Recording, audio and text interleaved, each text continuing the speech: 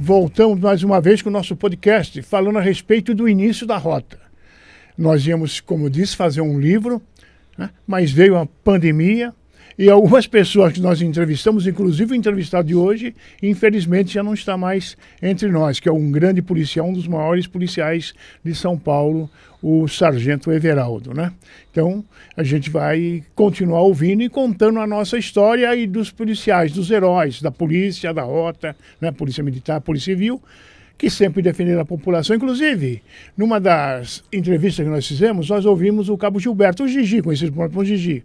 E ele cita, quando ele sai da rota e entrou na Polícia Civil, ele foi trabalhar com o doutor Fleury e passou meio assim, desapercebido. O doutor Fleury que ele fala é o doutor Sérgio Paranhos Fleury, o delegado Fleury. Já que nós estamos falando aí hoje, o pessoal está apresentando o filme do Marighella, né? Fleury, o delegado Fleury, foi o que matou o Marighella na zona oeste de São Paulo, é isso, Major Luiz Carlos? Correto, na zona oeste de São Paulo, em 1969, lá, chegou uma informação que o Marighella estava reunido com um grupo de terroristas em uma determinada região. Ele se deslocou juntamente com agentes da Operação Bandeirantes e ali houve um entreveiro e o Marighella sucumbiu-se nesse entreveiro. Opa, então tá aí, né? O delegado Sérgio Paranhos Fleury. Conheci o Sérgio Paranhos Fleury quando era um jovem aspirante da rota, também como tenente, quando ele era o chefe do DEIC, né? Era o chefe do DEIC, chefiava o DEIC. Inclusive tinha uma placa na entrada da sala dele lá, que eu me recordo muito bem, que estava escrito o seguinte, o Marcos: contra a pátria não há direitos. Né? Estava do Fleury. Estava essa placa aí. Então é bom colocar isso aí. E hoje a gente vai falar de um policial. Quer falar uma coisa, Marcos? O Everaldo, que ele vai falar de algumas ocorrências que ele participou, como era a rota naquele tempo. Como iniciou a rota. Nós estamos colocando aqui o quê? O início da rota, né? É bom a gente colocar isso aí. Por que se fundou as rondas ostensivas sob Aguiar, né? Já falamos com o Caçaniga, que era do COI, e a gente está mostrando como que se iniciou a rota, que tanto serviço prestou e presta à população de São Paulo. Então vamos com o Everaldo hoje. E o meu interesse em ser um policial militar, na realidade, é porque eu já tinha tios. E espelhando neles, eu senti o desejo de ingressar na PM. E, verdade seja dita, perdi um irmão precocemente. Foi atropelado. E na minha cabeça, eu entrei na PM para caçar o cara que atropelou meu irmão. E fui fazer o curso. Fiz curso. Mas aí quando você chega na escola, aí você recebe as instruções, você vai vendo que a diferença, você vai entendendo a realidade da vida e que, por exemplo, a instituição não é lugar de vingança, entendeu? Então já não cabia mais.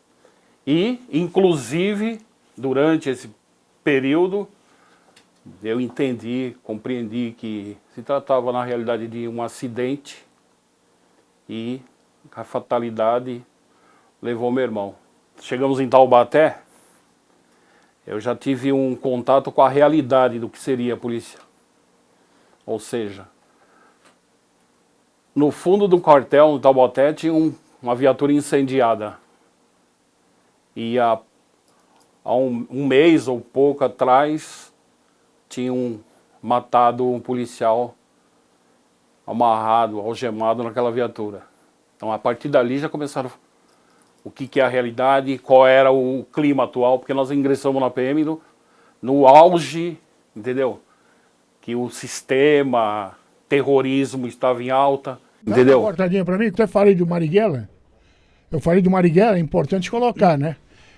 Esse policial foi morto numa viatura, foi algemado e colocado fogo na viatura. Então aí uns que acham que o Marighella é herói, pode ser herói para eles, né? Nós temos também as nossas vítimas. Então quando eles choram que o Marighella morreu em confronto com o Fleury e o grupo dele, também nós choramos aqueles que nós perdemos também. É isso, Major Luiz Carlos? Sim, foram vários, né? Inclusive, nesse caso foi algemado os policiais na viatura e puseram fogo. Algemaram o rapaz vivo na viatura e queimaram ele vivo dentro da viatura. Então, para que o povo tenha uma noção de que realmente, como eles eram bárbaros, no cometimento dos seus delitos, porque quem está falando é quem viveu, quem esteve no local, quem acompanhou. Então, eles têm as histórias deles. Nós estamos falando sobre a história dos policiais que viveram a realidade. É bom colocar isso, né? Porque aí agora estão filmes, é importante colocar. Nós temos um filme sobre a Rota Comando, do Elias Júnior, que dirigiu o filme. Nós gastamos do próprio bolso, tudo que foi feito foi do próprio bolso. Até a viatura que capotou lá foi um carro meu, uma perua que eu tinha, que acabou capotando, né? Nós não conseguimos a ajuda de ninguém. Para eles fazerem filmes, eles conseguem dinheiro de todo mundo. Até o filme do bandido lá, o Marcola, PCC, não sei o quê, que o Bruno deve saber o nome lá do filme, conseguiram 10 milhões para fazer o filme, que é a Beltrão, a artista Beltrão participa do filme. 10 milhões, nós não conseguimos uma porra de um tostão para fazer um filme sobre a polícia. Então, o que esse moço está falando é uma realidade do que ele viu quando ele começa a rota, o Everaldo. Mas vamos lá. Inclusive os malditos que hoje estão ou estiveram no poder, eram os inimigos de então. Essa é uma grande realidade. Salve geral, o filme que eu me referi, que tiveram mais de 10 milhões para fazer um filme de um bandido, que é o Marcola do PCC. A nossa escola, principalmente, foi chamado de urgência, dada a necessidade de policiamento. Inclusive não tivemos nem formatura. Informados, após a solenidade, já no outro dia, fomos dispensados com destino a São Paulo. Aí fomos designados para ir para o regimento de cavalaria fazer o segundo estágio, ou seja, estágio prático. E naquela época criou ali um policiamento denominado RONGE, Rondas Ostensivas 9 de Julho. Era o finalzinho de 71. Aí, no início de 72, chegou uma ordem expressa para apresentar 70 homens no 1º batalhão. Ou seja, era só atravessar a porta, né? E eu principalmente vibrei porque eu tive um instrutor chamado Duarte, Tenente Duarte, e a gente lembrava, uma vez, por exemplo, na frente do pelotão, ele se orgulhava de dizer que tinha pertencido ao BTA. Para nós, o que era BTA? Batalhão Tobias de Aguiar. E que no caso, naquela época, a menina dos olhos ou o forte do BTA era a tropa de choque. Quando falaram pra gente que a gente ia pro BTA, todo mundo vibrou, tal, tudo normal. E lá fomos nós, o início de 72. 70 homens, sargentos, cabos, soldados. Major Luiz Carlos chegou em 63 lá. 73. Então ele está chegando na rota, no BTA, saindo da cavalaria. Exatamente, juntamente com esse grupamento que veio da RONGE, veio o sargento Galvão, veio o sargento Ayrton, veio o Ferreiro, o português, veio o Cidinho, o Vargas, um grupamento de 70 homens para recompletar o efetivo da rota, porque até então a rota vinha com pouco efetivo. Não, ali não tem rota. Não. Ali não. Chegou no. Não, já era a rota. Ah, ele já foi para a rota? Sim, a rota foi criada 72. Em 70. A rota foi criada em 70. Ele chegou em 72, a rota já tinha iniciado o seu trabalho, mas não tinha efetivo. Não tinha parcas viaturas, não tinha quase nada. Então ele veio para a rota em 72, já tinha a rota, que a rota começou em 70, né? 70. Outubro de 70. É. Então ele já entra na rota. Quer dizer, foi um sargento que trabalhou conosco. Ayrton, Galvão, o Ferreira, o Cidinho. E outros, o português, o Ferreira. Enfim, vieram 70 homens para recompor o efetivo. A rota já estava em período de evolução. Chegamos em 70 homens, submetido a umas super entrevistas, lembro até hoje. Os oficiais designados: Tenente Carquede, Tenente Gonçalves. Até então os mais rígidos que existiam no batalhão. E todos foram entrevistados, né, e selecionados. E estágio no COI, né, Educação Física, corda, para quem conhece o batalhão aí, de um lado para o outro. Ou seja, para você ter ficado ali, você tinha que ter sido bom nos 3. E uma semana também para conhecer como funcionava, tropa de choque, que no caso era separado, não ficava no batalhão. Ela era sediado lá no DOPS, antigo DOPS, que ficava na antiga rodoviária. E, a partir daí, fomos escolhidos, certo? Desses 70, nem todos ficaram. E eu lembro muito bem, somente quem mais se destacou, sargentos da época, que subiu com a gente, tinham também sido recém-formados, né? Lembro do Sargento Rocha, Aparecido, Teixeira, Vicente, Renato, Ayrton, grande Ayrton. Esses foram os sargentos que ficaram. E cabo soldado, uma série deles que a gente vai, somente do meu pelotão, o Jonas, Magalhães, lembro de quem? Lugão, Cidinho, Vargas, Franchini, Gilberto, português. E passamos a integrar os novatos a Rota Vespertina, que quando chegamos já existia. A Rota Noturna, a Noturna era os considerados, os mais experientes ou coisa parecida. Então esse pessoal tinha uma escala definida. Era noite sim, noite não. Num horário, um regime de 8x40. Entrava às 20, recolhia às 4.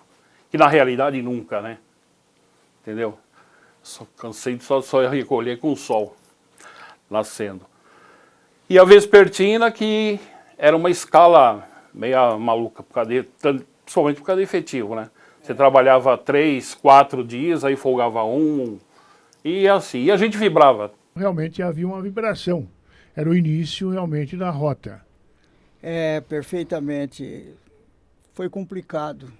Como ele disse aí, a Rota Vespertina trabalhava 3, 4 serviços e descansava um.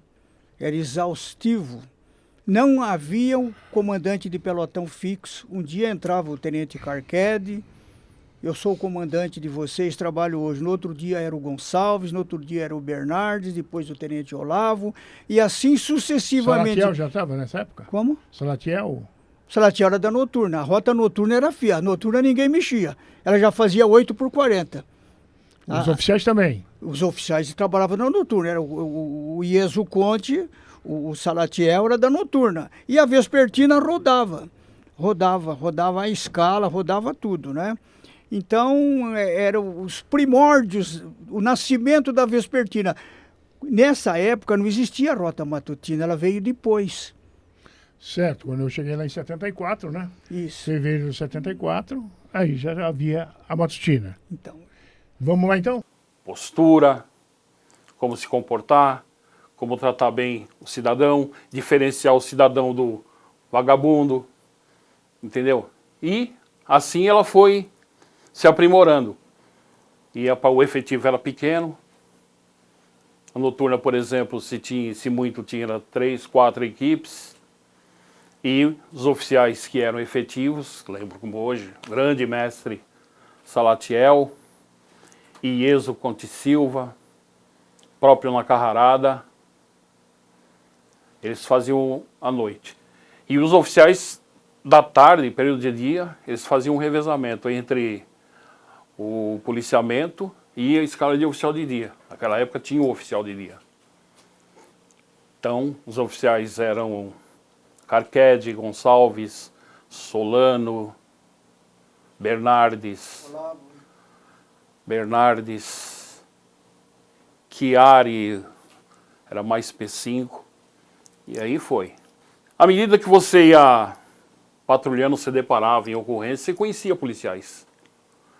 Então você detectava o policial e assim ela foi crescendo. Você ia naquele policial, e aí ele se manifestava, ou você até.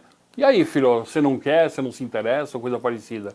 E ela foi crescendo desse jeito, né? Polícia que era convidado, aqueles que iam lá, e depois de ser submetido a um estágio, conhecer como funcionava, passar pela guarda do quartel, que era um critério, entendeu? Ou seja, conhecer o dia a dia do batalhão, conhecer os oficiais, e ter tempo de ver se era aquilo que ele queria mesmo. A partir dali, ele ia para o estágio. Estágio tinha vespertina, né? Porque noturna dificilmente. O cara ficava mais na vespertina. Quando ele ia para a noturna, ele já era o cara escolhido, selecionado. Esse era o critério. A vespertina era a companhia laboratório da rota. Ninguém ia para a noturna, chegava e ia para a noturna, não. Primeiro, ele trabalhava na vespertina, que fazia um período durante o dia, captando, tentando visualizar o bandido à distância, e à noite ele tinha que dilatar a pupila para começar a ver por tato o indivíduo que vinha vindo dentro de um carro, táxi, etc. E, na verdade, realmente era uma outra época, né? Parece que o crime começava a hora que o sol baixava, né? Exatamente. Começava a escurecer, começava o crime. Né? Não tinha assalto de manhã, de tarde, Não, não não. existia isso aí. Normalmente a bandidagem saía à noite, por isso que isso dava essa especialidade para a rota noturna, né? Realmente era Sim. uma hora que o crime pegava mesmo, escurecia, a bandidagem ia para a rua. Mas vamos lá, Everaldo. Ainda em 72, nós já tivemos a primeira grande tristeza, que foi perder um amigo de nossa turma que chegou junto, chamado Pedro Florentino. Esse parceiro, numa tarde, patrulhamento pela Zona Sul, compondo a equipe, o comandante era Sargento Lino, motorista Irajá, o outro integrante era o Ferreira, Adenir Ferreira, perseguindo um Dodge Dart na antiga Zavuvus, não sei se ainda é esse o nome dela, saía dali que é Interlagos e ia lá para Vila Missionária. Numa curva, a viatura derrapou, felizmente a porta meio que abriu, bateu na parede. Nosso armamento na época era a metralhadora Schmeiser, para quem não conhece, era uma arma que era impactante. Ela tinha uma refrigeração. Você empunhava, ela era refrigerada, então ela tinha um monte de buraquinho para refrigerar, né? E ela abria. E umas outras abria até, se você não tomasse cuidado, a segurança. E numa dessas aí, quando houve o choque, a arma abriu e atravessou o peito do amigo. Coração tal, infelizmente, Florentino Foi um disparo? faleceu. Não, a arma abriu e atravessou ele. Para frente, houve também a morte do Sargento Albós. Essa já noturna, se não me engano, pela Zona Leste, São Mateus, se não me engano. Numa ocorrência, infelizmente, ao cercar a residência, ele tomou um tiro. A equipe, até onde eu lembro, era o Dias, Raimundinho, e o motorista, acho que era Alcântara, se não me falha melhor a memória. Resumindo, morreu o Sargento Albós. E a vida continua, né? O outro foi um puta parceirão, inclusive era do nosso time de futebol, que, aliás, a Rota teve o melhor time de campeonato interno, futebol de campo, salão, na história da PM. Eu lembro que nessa noite nosso time foi jogar, o Croda pertencia ao time. E ele retornou para a base, a equipe inclusive estava esperando. Eles receberam uma informação de um bandido perigoso, inclusive que havia sido ex-guarda civil. E resumindo, ao cercar a casa, ficar acampando, esperando, foi surpreendido e assassinado friamente. Estava de férias e quando foi pela manhã a gente ouviu Gil Gomes, né, que era o programa da época, a febre da época. A gente ouviu, começou a citar a ocorrência e daqui a pouco o Croda foi baleado, socorrido. Bom, nessa, a gente ligamos para o quartel, informaram que o pessoal ainda estava todo para lá. Eu lembro que fiz contato com o Barra, grande parceiro, um dos melhores pilotos que essa rota teve. E de férias, no quartel também estava Tenente Enio, que no caso ele pertencia ao Choque, primeira companhia, ele estava no quartel. Aí entramos num Fusquinha e viemos. Foi em Jandira isso aí. Eu lembro que de repente chegamos no EP de Jandira, tava tudo, viatura, parceiro, tudo desolado, já se preparando até para recolher. Fiz um contato com a equipe de P2, que hoje é chamado de Serviço de Inteligência. Eles tinham uma informação, receberam uma informação e nessa informação dizia que o indivíduo que era parente e que teria socorrido o vagabundo, socorrido ou fugido com ele, não, porque na época ele também tomou tiro, ele foi baleado e fugiu. Tinha trabalhado com um senhor que era chamado de Praxedes, aquelas cartelinhas de nome escondido lá. Você compra a cartela, depois abre e encontra o nome. Rifa, que é aquela cartela. Bom, resumindo, a gente com informação conseguimos localizar a casa desse cidadão, que talvez já sabendo, a gente viu o nervosismo dele, e aí, serviço de inteligência, né? Ele acabou lembrando e passou um endereço de onde esse indivíduo, que havia trabalhado com ele, tinha uma granja. Aí com o pessoal dali da área, um policial da área, indicou onde ficava esse endereço. Aí fomos, eu, o Barra e o tenente.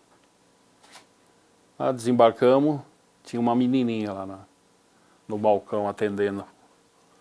Menina de uns 15, 16 anos. Aí passamos a conversar com ela, sentimos também o nervosismo dela. Começamos a perguntar pelo patrão dela, da onde e tal, onde ele tinha ido ou não. Aí a menina acabou colaborando e falou que ele tinha ido na farmácia comprar uns remédios e que tinha saído para encontrar com o sobrinho dele. Era o cara, né? Perguntamos como, se tinha algum mês, ela falou que ele tinha uma piruinha, na época, no caso, aquelas tal de Vemaguete, era uma DKV, fazia um barulho desgraçado. Aí que fez? Aí o bairro tenente, bom, tá aqui, vamos plantar aqui, o cara vai ter que vir aqui, né? Combinamos, aí foi o Barra e o tenente lá para avisar pro pessoal, para deixar uma viatura mais ou menos, né, na proximidade, que o cara poderia aparecer por ali, coisa e tal. Só que eles terminaram de sair, sumiram, daqui a pouco tem um barulho de DKV. Aí falei pra menininha, vê aí. Vê se é o carro do teu patrão. Deu uma olhadinha assim, correu. É o cara, né? Só que o cara, quando ele estava aproximando, acho que ele me viu, ele acelerou e continuou. Saí pro meio da rua, feito um louco, vinha vindo uma viatura, inclusive com canil. Dei sinal, os caras não pararam. Aí, infelizmente, a gente tem um método que acho que chama a atenção do polícia, né? Os seus... Foi terminar a frase, brecou, deu ré e veio. O que você falou aí, negrão? Eu falei, ó, a situação é essa, tal, tá vendo esse barulho, que vai ali? É o cara que socorreu, o cara que matou o nosso amigo, e ele deve estar vindo do local. Pô, tá, entra aí, tal. Abordamos, tava o cara lá. Inclusive tinha coisa de medicamento, ele tinha até mancha de sangue. Começamos a conversar, ele, não sei de que tá falando, não sei o que tal, DP. Quando você está entrando no DP, entrando com o cara, eu vi que a moçada começou. Porra, que pariu, pegar o cara. Porra. Pessoal nervoso até, né? Porra, negrão, como é que você fez um negócio desse? Falei, que negócio, pô. O cara, falei, calma, esse aqui é o fulano de tal, que nisso aí a moçada, né? Aí veio, não sei se Conte, eu sei que quem então comandava era o que estava ali no local, na época, o Major Kessibeni, já estava determinando para todo mundo ir embora, né? Aí nasceu essa esperança, resumindo, cara, para uma viatura, para o local. Ele também colaborou e resolveu indicar onde ele tinha deixado o tal do sobrinho. E para o local. Quando chegamos lá, inclusive já tinha até uma viatura, se não me engano, não lembro se era o sargento, tava com a namoradinha do cara. Ela fazendo uma escândalo, gritando, não sei. Quando chegamos com o cara falou, meu, fala logo, blá, blá, blá. Aí ela apontou. Quando ela apontou, começa a descer. Nisso o COI, que estava também no mato, por ali, deu mais ou menos o lugar. Localizaram o cara, né? O cara, narizinho de fora, tal, no lodo. Aí o cara tentou uma graça, resumindo, resistiu e... Esse foi outro drama. Esse caso que ele conta aí do Cloda, né, aconteceu no meu serviço, no meu turno de serviço. Um dia que nós saímos para o patrulhamento noturno, o coronel Daquino me chamou, ele estava junto com um jornalista da Folha de São Paulo que queria fazer um trabalho acompanhando o trabalho da Rota Noturna. Então, esse jornalista ficou na minha viatura, porque ia acompanhar o serviço, ficava na viatura da Rota Comando. Nesse dia, o sargento Galvão veio me informar a respeito do Dema, que era um bandido super perigoso, que foi guarda, foi policial, né? E participou de um grande assalto de joias aqui numa empresa de joias. Levou muitas joias, que eu encontrei as joias, né? Encontrei as joias no barraco. Uma mala de joias, muito dinheiro, né? E peguei uma mulher que estava naquele dia com as joias. Não consegui pegar o Dema, que ele fugiu. Então o Galvão me trouxe a informação que o Dema estaria escondido em Jandira, estaria homicida em Jandira. Então, como eu estava com o jornalista, eu não fui para Jandira. Eu fui acompanhar um estupro em São Miguel, né? Uma ocorrência de estupro em São Miguel, e falei pro Galvão, então você vai para lá, qualquer vez você me chama. O Galvão foi para lá com o Cloda. Esse guarda aí, o Dema, era casado e a mulher dele estava em São Paulo dando à luz. E ele estava fazendo uma festa na casa dele, ele mais um cara e duas meninas. Quando, pela informação, o Cloda passou num posto de gasolina, colocou uma roupa, ele e mais o cabo... Simval. Colocaram uma roupa de... Frentista, né? E passaram em frente à casa do cara. O cara tinha um pastor alemão, quando o pastor alemão latiu, o cara viu as meninas, falou para as meninas, viu os dois passando, e deve ser polícia, o cara falou para as meninas, né? E ele saiu da casa. O Dema saiu da casa, armado, viu o Cloda e o Simval passar, ele saiu da casa também, para a rua, né? Falou, meu, e aí, tudo bem? Eu sou polícia também, alguma novidade?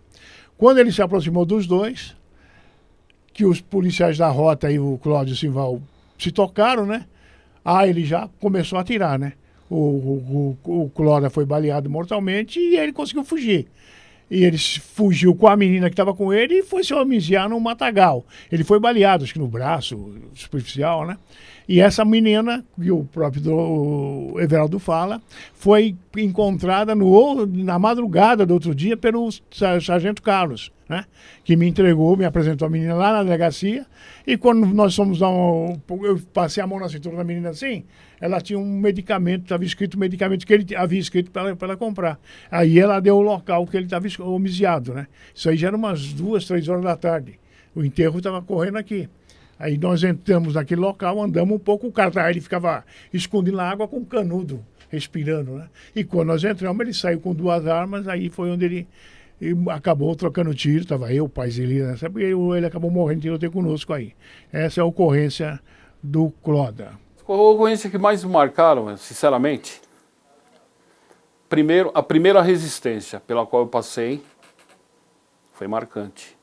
Foi a primeira resistência do sargento, da equipe, numa ocorrência de real situação.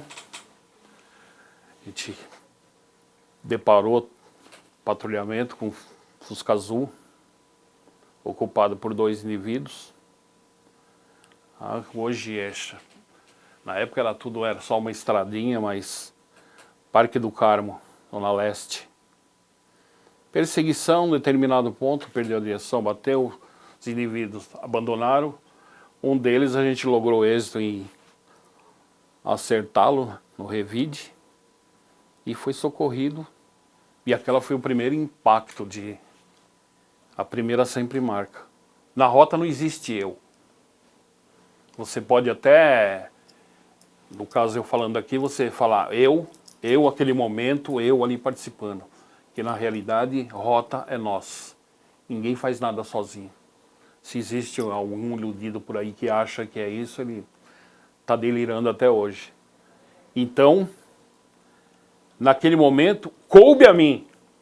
Estava do lado esquerdo, tentei para o depósito, eu vi tipo uma silhueta e a pessoa... Falei, sargento, pô, tá um negócio estranho ali. Eu acho que estão roubando. Mas, tinha 18 anos, pô, cheguei na rota, 19. Não era aquele, puta que pariu, assim não existe. Sargento, é um cara até folclórico. Menino, será? Aí nisso, pai, volta, tal, voltou. Quando chegamos, cercamos, os caras nem perceberam. Quando chegamos, os caras estão. E recolhendo. Aí, né, recruta, início. Cercamos, pá, mão na cabeça, deita, tal. Pô, desarmamos os 2 caras, tal. Aí na porta tinha um Opala. Estavam com aquele Opala. Aí consultou placa, era um produto de roubo. Acho que isso aí consta como sendo o meu primeiro elogio na minha folha de serviço. Porque esse Opala pertencia a um procurador do Estado na época. E coube a esse cidadão, nossa, enaltecer, agradecer. E a repercussão positiva nem se fala, né? E a gente fez parte disso. É bom colocar aqui, né, o trabalho do sargento Everaldo Borges de Souza, né? Trabalho que ele fez muito tempo na rota, na Polícia Militar. Ele realmente tem centenas e centenas de ocorrências. Ele está contando o início da vida dele, né? Eu estou até aqui do lado aqui com o Camargo, que também trabalha conosco, né? O Camarguinho, o índio. O índio, ele trabalhou com o Everaldo muito tempo também, né? Everaldo tem muitas ocorrências. E o Camargo participou de várias ocorrências. Você conheceu o Everaldo aonde, Camargo? Você chegou na rota quando? Começa por aí, né? Você é meio antiguinho também, né? Não parece? Mano, não muito antigo. Eu tô vendo aí eles falando de 70, o Major falando 73, 72. Eu cheguei no fim de 89 na rota. Cheguei lá, caipira do interior, não conhecia nada. Aí fiquei um tempo na guarda, depois eu fui... E você chegou na rota o quê? Você veio da onde? Chegou eu vim do 10... interior e entrou na rota? Eu... Não, você era policial. Eu entrei na Polícia Militar em 86, servi o 12º BPMM, aí fui transferido pro 12º BPMI, daí eu tava no interior, tranquilo, família, sossegado. Aí eu resolvi vir embora pra rota. Deu vontade, eu falei, eu quero ser polícia na rota. Como é que você resolveu vir pra rota? Você vem, pega a mala e vem? Não, fiz o pedido, que eu achava que eu entrei na polícia, eu queria trabalhar na rota. E, detalhe... E você trabalhava onde nesse momento? 12º BPMI... Onde que é isso aí? Botucatu, segunda companhia, perto Tatuí. Tatuí, sua terra. Pertencia a Botucatu e agora Tatuí pertence a Itapetininga. Aí eu queria dois sonhos, era rota e ser motorista da rota. Consegui, graças a Deus. Aí fiquei um tempo na guarda. Você fez uma documentação pedindo para ir para a rota? Pedi, solicitei. E como é que você chegou na rota? Eu solicitei uma transferência para a rota. Passou uns 2 meses e meio, 3 meses, eu fui trabalhar em Cerquilho, eu trabalhava em Cerquilho, num destacamento em Cerquilho. Aí tinha uma ordem para mim comparecer na companhia. Fui para a companhia e o sargenteante me informou, ó, você não pertence mais ao quadro do 12º BPMI, você vai para o choque. Aí fui para Itapetininga, peguei documentação. Era 5 horas da tarde, cheguei em São Paulo, me apresentando no CP Choque, com destino ao 1º Batalhão de Policiamento de Choque, Tobias de Aguiar. Aí eu fiquei um tempo na guarda. Passou um tempo da guarda, eu fui estagiar na primeiro e segundo pelotão da segunda companhia, matutina. O comandante era o da companhia, era o Salgado, o capitão Salgado, e os tenentes eram o Tadeu e o Telhada, que era o comandante do pelotão. Aí eu fiquei por 1 ano e pouco. Aí eu recebi o convite do Cabo Everaldo, nessa época ele era cabo, para ir pro P2. Então você era muito bom, o Everaldo chamar para o P2, você era bom polícia. Houve uma ocorrência em Guarulhos, e o que aconteceu? Nós estávamos, a matutina foi para lá, e precisou na hora da ocorrência, tinha uns indivíduos lá, e a gente, o senhor sabe que na ocorrência a gente usa de todos o que a gente tem na mão, né? E precisou que o Everaldo, o pessoal do P2 estavam lá no levantamento de tráfico de drogas. P2 é o Serviço de Informação, né? Serviço que trabalha paisano. E precisou de mais um. Eu troquei o uniforme, tirei o fardamento, pus uma uniforme paisano para a gente fazer o levantamento, tudo. E logramos êxito em prender uma quantidade de droga nesse local. Daí passou, a partir dessa ocorrência, que eu era do pelotão, e ele me convidou, perguntou se eu gostaria de trabalhar no serviço reservado no P2 da rota. E quem trabalha na Polícia Militar, quem já trabalhou na rota, sabe o que é o P2 da rota, né? Que o P2 da rota é completamente diferente, é criminal, é atrás de tráfico de droga, de vagabundo que matou polícia, a coisa lá é diferente. Você pode citar algumas ou alguma? Ou... Tem as maiores que eu me lembro, tem no ano de 91, nós conseguimos a maior apreensão de cocaína que teve em São Paulo, nós participamos, que em 91 nós apreendemos 7 quilos, que foi a maior apreensão do ano, em 91. Você vê como que a coisa mudou, que a gente tinha o controle ainda naquela época, hoje não tem mais controle. Hoje, para achar 100 quilos de cocaína numa estrada é 2 minutos. Naquele ano, nós prendemos 7 quilos de cocaína, foi a maior apreensão do ano. Essa apreensão foi informações, denúncia no P2, foi uma denúncia. A própria esposa do traficante veio no P2, denunciou ele, porque o que acontece? Ele era casado com essa mulher e ela descobriu que ele tinha uma amante. Daí ela veio informação e veio com um jornal Notícias Populares na mão, que a manchete era que mataram o galo cego na Zona Leste, em Itaquera. E ela batia e falava assim, meu marido matou o galo cego. O galo cego era dono de uma biqueira e o marido que sustentava. O galo cego deu chapéu nele e ele foi lá e matou o galo cego. Ele tinha, naquela época, ele tinha um Escort XR3. Ele e o irmão, é um alemão o nome dele, tal de alemão, que era o traficante, foi para o Paraguai e vendeu o Escort a troco de 10 quilos de cocaína. Aí ele trouxe para São Paulo e distribuiu nas bocas. Ele foi distribuindo. E o galo cego deu o chapéu dele. O que aconteceu? A mulher veio, descobriu que ele tinha amante, para se vingar dele, ela entregou tudo. Aí nós fomos para a Zona Leste, eu com o sargento Everaldo, por determinação do comandante do P2, que era então o tenente, finado tenente Diniz. Nós fomos lá e ficamos uma semana, levantamento daqui, levantamento dali, até que um dia, num endereço, nós estávamos de longe observando, nós vimos chegar, nós tínhamos os veículos, vimos chegar um indivíduo, e ele chegou, entrou numa residência, saiu com uma moça muito bonita, que depois descobrimos que ela era modelo, e chegou o irmão também, chegou 2 carros.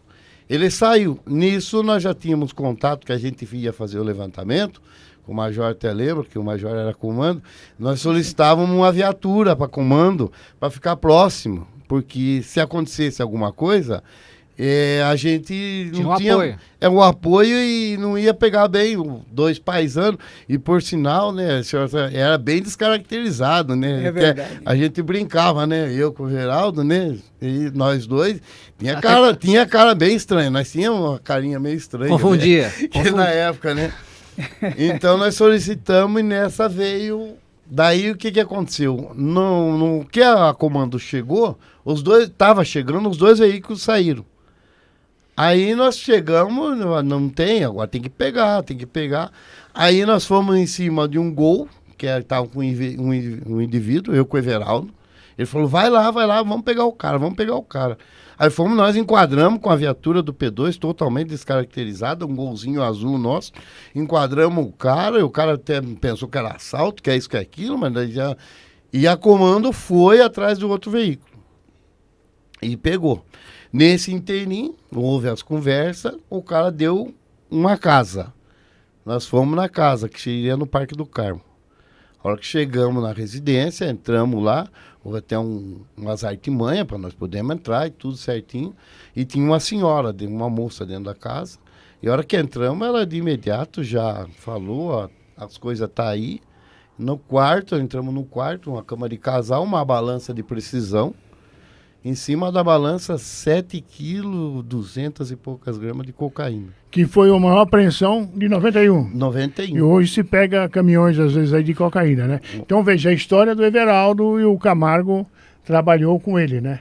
Então, veja, ele está contando a época de 73, 74, por aí. O Camargo já está aqui, ano foi isso aí? Isso foi em 91, 90, 91. Não, Foi então, o quase ano da 20 anos Foi. de serviço Sim. do Everaldo, quase 20 anos. Então, continuamos com o Everaldo, vamos lá. Chegou, determinou, mão na cabeça, joga a arma, obedeceu, ele é preso. Chegou, determinou, ele te ameaça, atira contra você, obviamente, para isso se foi treinado, né?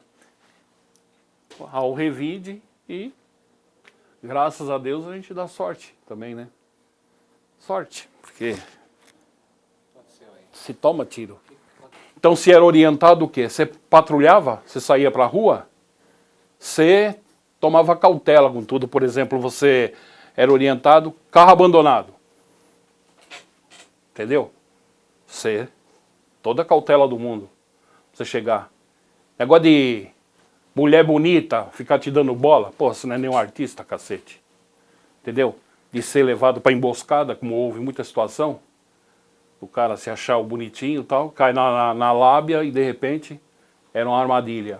Nós vivemos essa época do Mauro Marighella, do Lamarca e outros guerrilheiros aí, que era verdade, colocavam fogo do policial, algemava na viatura, se o policial vacilasse, a gente vivia isso, né, Major Luiz Carlos? É um treinamento constante que a gente vai pro policial, para ele não ficar de olho, atento a tudo, como falou o Everaldo, até um carro abandonado, você precisa tomar cuidado para não chegar lá o carro explodir na tua mão, né? Como explodiu o carro no Estadão, em outros locais. É isso, Major Luiz Carlos? Exatamente. Ele citou lá no começo o policial que foi queimado dentro da viatura na área do 5º BPMI, Taubaté, e nós tivemos aqui na Zona Leste aqueles 2 policiais que foram algemados na viatura e queimados vivos aqui, lembra? Provavelmente no filme de Marighella, que eu não assisti, não deve ter isso, né? Não deve ter o Marighella e o grupo dele queimando o policial vivo. Eu já volto a falar, nosso programa aqui não é político partidário, viu, Marcos? Nosso jornalista. Não é político partidário, a gente conta a história, o moço tá abrindo o peito aí contando a história dele, ele não tá fazendo campanha de ninguém, certo? Ele tá contando a história dele, o que ele viveu, o que ele sentiu, né? Inclusive já não tá mais entre nós, tem uma família muito bacana, né? Muito bacana, o Camargo mesmo conheceu toda a família dele, é isso, cara? Conheço. Seu Miguel, o Messias, o outro irmão, o finado Ronaldo, que faleceu, acho que 1 mês, 2 meses depois do falecimento do Everaldo. O Ronaldo também faleceu, era policial militar, trabalhou na rota. O Messias sempre foi COI, hoje parece que se não foi para a reserva, ele estava no 3º de choque. Conheço a família. Tem uma filha. Tem a filha Isabel, né? a Isabel, Nossa amiga. tem a filha dele. Tem um filho também, né? Tem o Jonas. O Jonas, eu tenho um pouco de contato com ele. Eu sei que ele trabalha com caminhão, mora lá na Bahia, parece que em Salvador. O Jonas. O Jonas, que é Ele filho tem a dele. irmã. Tem as irmãs, tem várias irmãs, tem a Neinha. Tem Neinha, que é nossa amiga, tá sempre conosco também, né? a Neinha, a Ermelinda, Ermelinda. a Elza, tem várias irmãs. E o Everaldo sempre fazia, colocar aqui, né? O Everaldo sempre fazia festa, aniversário, principalmente do seu Miguel, até no clubes oficiais da Polícia Militar, onde ele levava muita gente, é isso? Na época da festa, no aniversário do seu Miguel, o aniversário dele, ele parava e era clubes oficiais e ali nós chegava 3, 4 horas da tarde, saía no outro dia e no outro dia 5, 6 horas continuava de novo, porque a festa ali era muito boa. E o seu Miguel é de Jequié. Chique. Chique. São tudo chique. Tava sempre indo pra Chique. Chique. Seu Miguel, eu nem fezava pra ir pra Chique. O Geraldo falava, não, tem que mandar o pai pra ser Chique, e ir embora pra Chique. Ele fezava e ia lá ficar 2, 3 meses em Chique, seu Miguel. Então, Conte, fica aí uma homenagem pra família também, né? O programa é uma homenagem à família. Não, ao é Everaldo, um grande né? herói da polícia, né? Eu acho que É. nosso objetivo aqui, jornalista Marcos, é realmente colocar os heróis que passaram pela Polícia Militar, pela Rota, né? Pela Polícia Civil. Certo? Nós falamos aqui a história de grandes policiais, é o nosso objetivo. Olha, minha gente, o Sargento Everaldo, como eu falei, é um baluarte na Polícia Militar, né? É um homem fora de série, é um grande policial, né? Fazia isso aí por amor. Foi baleado várias vezes. Nós temos várias ocorrências com ele, mas o nosso horário aqui já está fechando, diz o Bruno Rota ali que está fechando, né? Então nós vamos fechar esse programa e vamos voltar com outro. Porque nós não podemos, é lógico, é uma pessoa que já não está mais, infelizmente, junto conosco, né? Então vamos aproveitar